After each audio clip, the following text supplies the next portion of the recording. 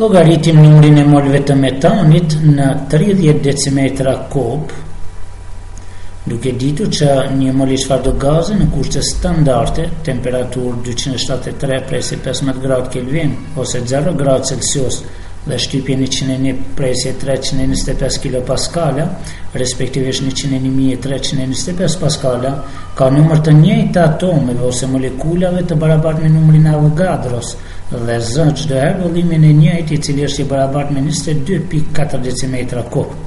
Ky vëllim pra quhet vëllimi molar. Hersi në mes të vëllimit të gazit dhe vëllimit molar paraqet sasinë e substancës.